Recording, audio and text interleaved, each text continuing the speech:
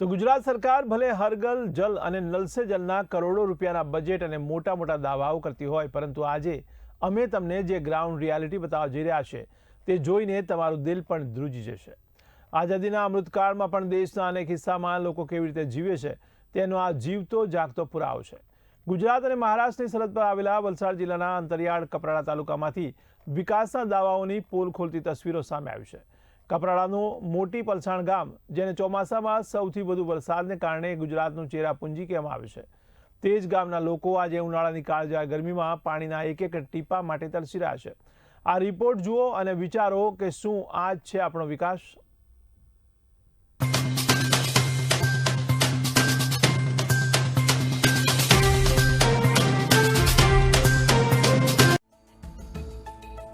ગુજરાતનું ચેરાપુંજી પાણી માટે તરસ્યું। મોટી પલસાણ ગામની ભયાવહ સ્થિતિ। ચોમાસામાં રેકોર્ડ બ્રેક વરસાદ, ઉનાળામાં પાણીનું એક એક ટીપું દુર્લભ। જ્યાં સૌથી વધુ પડે છે વરસાદ, ત્યાં જ જનતા તરસથી મારે છે વલખા।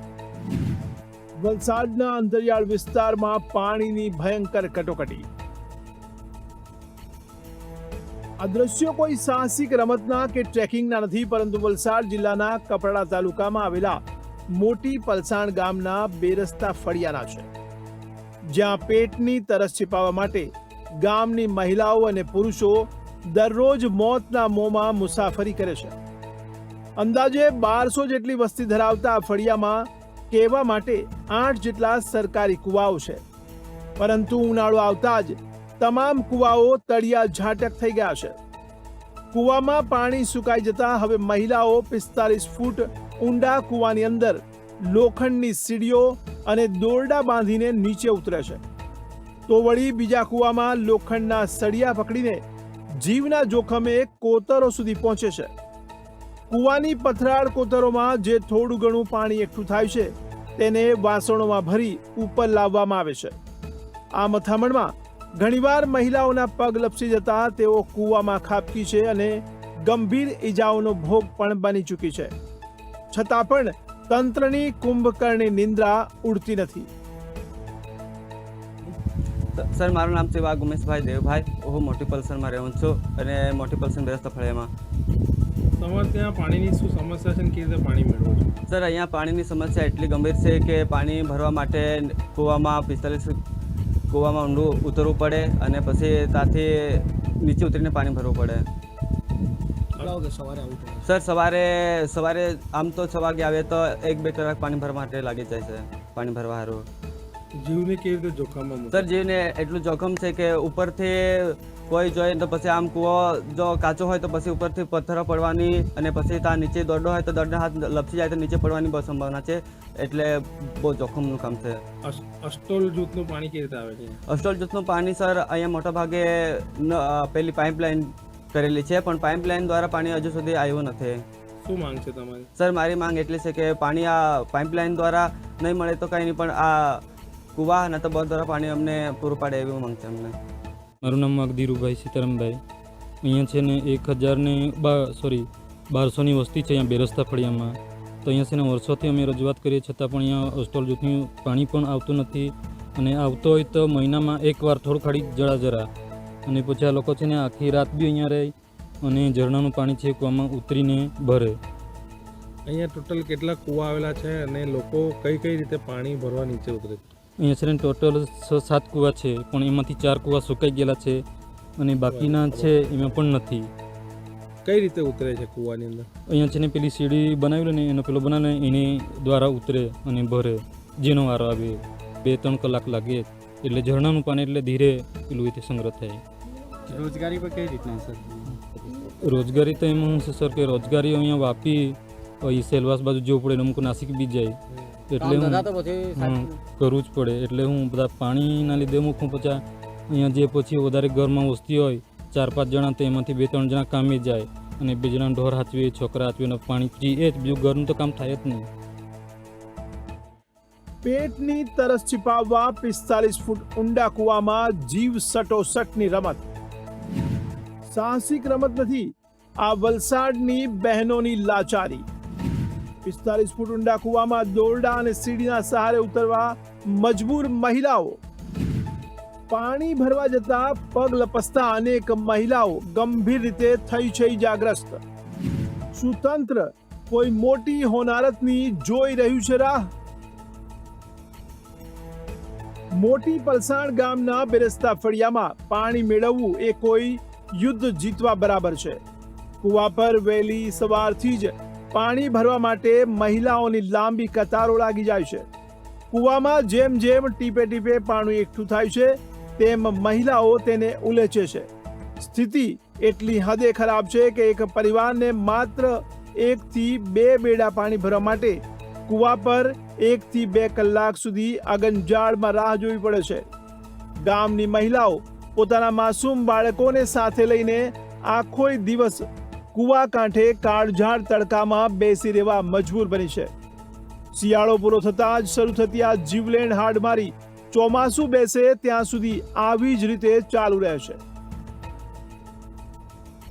એક બેડું પાણી મેળવવા માટે કાળઝાળ તડકામાં 2 કલાકની રાહ. માસૂમ બાળકો સાથે આખો દિવસ કૂવા કાંઠે વિતાવવા મજબૂર માતાઓ. શિયાળો પૂરો થતાં જ શરૂ થાય છે કપરાડાના લોકોની જીવલેણ હાડમારી. વલસાડની જનતાનો તંત્ર સામે બુમરાણ. અમને કાગળનો વિકાસ નહીં, પીવાનું પાણી આપો. કુંભકર્ણની નિંદ્રામાં વહીવટી તંત્ર. મોટી પલસાણ ગામના લોકોની કોણ સાંભળશે આંતરડી? ભાઈ પાગી, હું મોટી પલસાણ બેરસ્તા ગામમાં વસતી રહું છું. તો અમારા ગામમાં કેટલીક 2-3 ફળિયામાં પાણી જ નથી. એટલે એક માણસ ઢોરમાં જાય, એક માણસ કૂવા પર સવારથી સાંજ લગન બેસી જાય. તો પાણી એક પેલું ડેગડી જેવું આટલું ભરે પીવા માટે બપોર લગન, પછી બીજે દિવસ પાછું ભરવાનું. તો પછી બીજા વાળા પછી એક માણસને ભરવા આપવાનું. એ રીતે પછી અમારું પૂરું કરે એમ રસોઈ માટે. પછી બપોરથી આવવાનું, પાછું પાણી શેકાય નહીં તે પાછું જોઈ. પછી બીજે દિવસ પાછું પાણી નહીં હોય તો પછી કપડાં ધોવા ખાડીએ જાય, પછી ખનકાઈ જાય. પછી હમણાં તો વસ્તી બધી કેમ કે અમુક કામ પર જાય તો તે બાજુ લોકો વસ્તી કમી રહે એમ. તો અમારે છે ને આ પેલું ડબલું 5 લીટરનું જે છે ને એ દોરીથી બાંધીને પછી એનેથી ભરે. અને પછી કૂવા પણ ઉતરીને પછી વાડકીથી ભરવા પડે. કેટલા કલાક લાગે પાણી? અમુક છે ને રાતના જરાક જલ્દી જેવું પેલું સંગ્રહ થાય, દિવસના તો પછી 1 કલાક બી થાય, અડધો કલાક બી થાય. એવી રીતનું પાણી ભરતા છે. અસ્ટોલ યોજના છે તેનું પાણી આવે છે? અસ્ટોલ યોજના છે ને સાહેબ, અમારે અહીંયા ટાંકી જે બાંધીને તો ખાલી 3 દિવસ પાણી અમારે ઘર પહોંચ્યું. અને પછી ઘર વેરો તો અમારે પછી તે ભરવાનું, કેમ કે પાણી એ લોકો સરકારનું તો માગણી શું કે એક વખત પાણીનું પણ પૂરેઠા કરે કે એ તો પાણી જતું હોય, પણ જે ચકાસણી માટે રાખેલું પાણી મૂકવા એ તો પછી જોઈ નહીં કે પછી કંઈ નહીં. એક દિવસ કરીને ગયા પછી તે તો પછી કે થઈ ગયું એવું જ માને. તો પછી પાણી આ 3 ફળિયામાં તો અમારે પાણી જ નહીં આવે ને. પાઇપ બધા તૂટેલા કે કાંકરા ભરી ગયેલા કે પછી પાણી કોઈ પાઇપલાઇન કોઈ જોઈ જ નહીં. શું માંગ છે અમારે સાહેબ છે ને અમારે કે પાણીની ચકાસણી કરીને પાઇપલાઇન જો હોય તેનું પણ પાણીની સુવિધા જોઈએ, કેમ કે નહીં તો પછી પાઇપલાઇન બીજા નાખવા પડે. કરોડોની યોજના માત્ર કાગળ પર વિકાસ દોડે છે, પણ નળમાં પાણી કેમ નથી આવતું? નળ સે જળ યોજના બની ફ્લોપ. પાઇપો સડી ગઈ પણ પાણી ન આવ્યું. કપરાડામાં સરકારી યોજનાના કરોડો રૂપિયા ક્યાં ખાડામાં ગયા? વાહરે તંત્ર. પાણી આવ્યા પહેલા જ નળ અને પાઇપલાઇનો પણ સડી ગઈ. આ સળગતી સમસ્યા વચ્ચે સૌથી મોટો સવાલ વહીવટી તંત્ર અને સરકારની અબજો રૂપિયાની યોજનાઓ સામે ઉઠી રહ્યો છે. કપરાડા અને ધરમપુરના અંતરિયાળ વિસ્તારો માટે કરોડો રૂપિયાના ખર્ચે મહત્વાકાંક્ષી એસ્ટોલ જૂથ પાણી પુરવઠા યોજના તૈયાર કરવામાં આવી હતી. અંદાજે 586 કરોડ રૂપિયાની આ યોજના અંતર્ગત મોટી પલસાણ ગામના ઘરે ઘરે નળ તો ફિટ કરી દેવામાં આવ્યા છે, પરંતુ આજ દિન સુધી આ નળોમાં પાણીનું એક ટીપું પણ આવ્યું નથી. તંત્રની ઘોર બેદરકારીને કારણે પાણી આવ્યા પહેલા જ આ નળ અને પાઇપલાઇનો સડીને તૂટી ગઈ છે. ચોમાસામાં કરોડોનો ગેલન પાણી જ્યાં વહી જાય છે ત્યાં ચેરાપુંજી ગણાતા વલસાડના વિસ્તારોમાં ઉનાળામાં પ્રજા પાણી માટે વલખા મારી રહી છે, ત્યારે હવે કંટાળેલા ગ્રામજનોનો ઉગ્ર આંદોલનની ચીમકી આપી રહ્યા છે અને સરકાર પાસે તાત્કાલિક પીવાનું શુદ્ધ પાણી પૂરું પાડવાની માંગ કરી રહ્યા છે. 586 કરોડની એસ્ટોલ યોજનાના રૂપિયા કયા ખાડામાં ગયા? ઘરે ઘરે નળ લાગ્યા પણ પાણી કેમ ન આવ્યું? પાઇપો સડી ગઈ ત્યાં સુધી અધિકારીઓ શું ઊંઘતા હતા? 45 ફૂટ ઊંડા કૂવામાં જીવના જોખમે ઉતરી રહેલી મહિલાઓ સાથે કોઈ મોટી દુર્ઘટના થશે તો જવાબદાર કોણ? ગુજરાતનું ચેરાપુંજી ગણાતું આ ગામ પાણી વગર કેમ ટળવળે છે? વોટર હાર્વેસ્ટિંગના સરકારી દાવા ક્યાં ગયા? કાગળ પર ચાલતી યોજનાઓ જ્યારે જમીન પર દમ તોડી દે છે ત્યારે મોટી પલસાણ ગામ જેવી ભયાવહ સ્થિતિ સર્જાય છે. હવે જોવાનું એ રહ્યું કે આ અહેવાલ બાદ ગાંધીનગર અને વલસાડનું વહીવટીતંત્ર જાગે છે કે પછી ગામના લોકો પોતાના જીવના જોખમે આ જ રીતે મોતના કૂવામાં ઉતરતા રહેવા માટે મજબૂર છોડી દેવાશે. આઝાદ રાઠોડ, બી ઇન્ડિયા.